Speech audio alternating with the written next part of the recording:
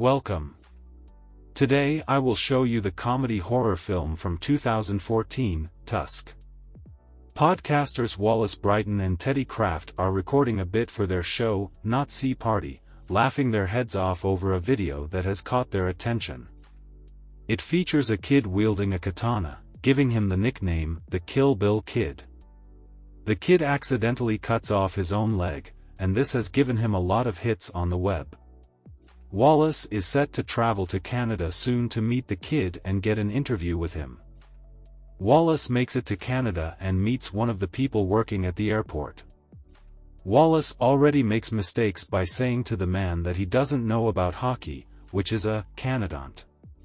Wallace drives to the home of the Kill Bill Kid to find that his family is mourning him since he committed suicide.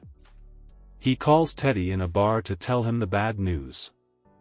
In the bathroom, he sees a note from a man looking to rent out a room, with the promise of hearing stories of adventure. Wallace ventures to Bifrost to an estate called Pippy Hill to the home of one Howard Howe. Howard moves around in a chair, seemingly unable to move his legs. He serves Wallace tea and begins to tell a story about how he fought alongside Ernest Hemingway when he told him his famous quote, "Always do sober what you do drunk. That will teach you to keep your mouth shut." He even shows Wallace a bottle of liquor he shared with Hemingway.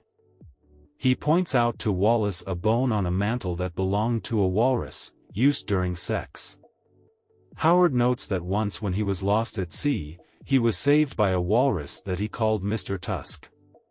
As Wallace hears the story, he starts to feel woozy. He realizes he's been drugged and passes out. Howard tells him, "It'll be all right, Mr. Tusk." We see a flashback to before Wallace took his trip. He's getting oral sex from his girlfriend Ally, but she stops as he's being rather rude about his trip. She prefers the old Wallace that was dorky and struggling in comedy, not the new Wallace that enjoys exploiting oddballs for his gain. He admits that he knows it's wrong, but all for the good of the show. He talks her back into continuing the oral sex. When Wallace wakes up, he is disoriented and in a wheelchair. Howard tells him that he was bitten by a spider and had to be taken to the hospital, and that the bite caused his leg to swell up. Wallace pulls the cover off his leg and sees his left leg has been cut off and sewn up. He also sees that he's been strapped to the chair to prevent him from getting up.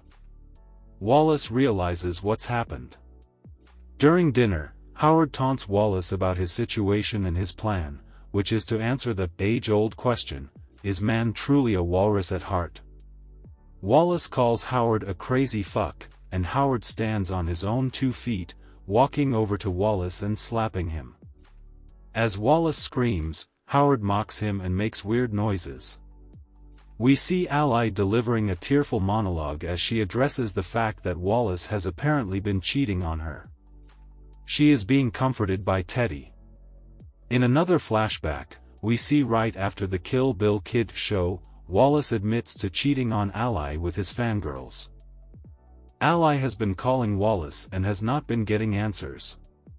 In reality, Wallace is trying to call her, and he leaves her a message, tearfully apologizing for being an asshole and to get help. When he tries to leave a message for Teddy, he gets knocked out by Howard the next morning. After sleeping with Teddy, Ally gets her phone and hears the message from Wallace. She realizes he is in big trouble and gets Teddy. Howard amputates more of Wallace's limbs until eventually, he has taken all of Wallace's flesh and tongue, shaping him into an actual walrus with tusks and flippers.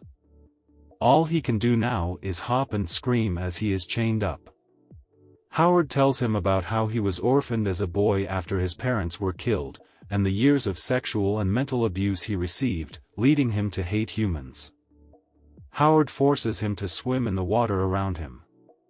Underwater, Wallace sees what looks like the corpse of another man that was turned into a walrus, still decomposing. Ally and Teddy get to Canada and try to call the police, but they get hung up on after Ally tells them the podcast site, Not Sea Party.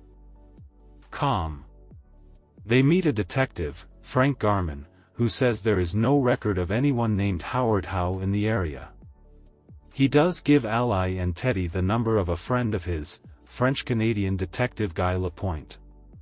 Ally and Teddy meet him in a fast food place where he says he knew of a man that has reportedly captured about 23 victims and dismembered them. 2 years earlier, Guy met Howard when he was posing as a disabled man named Bartholomew. Guy was searching for a missing hockey player, though Howard called about a spider. Guy later found the hockey player's torso clogging up a sewage pipe, and Howard disappeared. He tells Ally and Teddy that most victims had their leg bone in their mouth.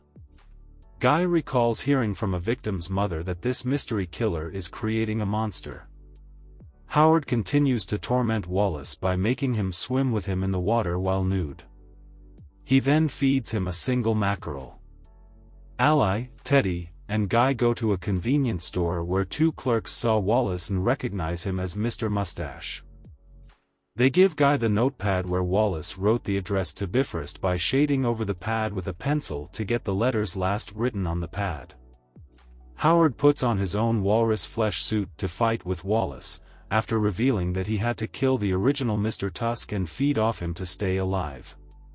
He thinks man is a horrible species, and the walrus is more noble and dignified, and so he is trying to restore honor to Mr. Tusk by having his man-walrus experiments fight him back. He forces Wallace to fight him, just as Ally, Teddy and Guy come across this place, packing guns with them. They hear Wallace screaming and follow the sound. Howard sheds the suit and tries to fight Wallace as a man by killing him with a hammer, but Wallace's inner walrus takes over and impales Howard's foot with his tusk. He gets him down and begins to impale him through the chest with his tusks, right before Ally and Teddy come in. As Howard dies, Ally cries when she sees what Wallace has become. Guy comes in and aims his shotgun at Wallace while Ally pleads with him not to shoot. Wallace lets out one more scream, and then 1 year later, Ally and Teddy go to the Manitoba Exotic Animal Sanctuary. Wallace is now in his own little area with a dirty pool. Ally tosses him a fish so he can come out. Wallace eats the fish and looks at Ally as she calls him. We see one more flashback with Ally commenting on how Wallace can't cry. He thinks only babies cry. In the present, Ally tells Wallace she loves him.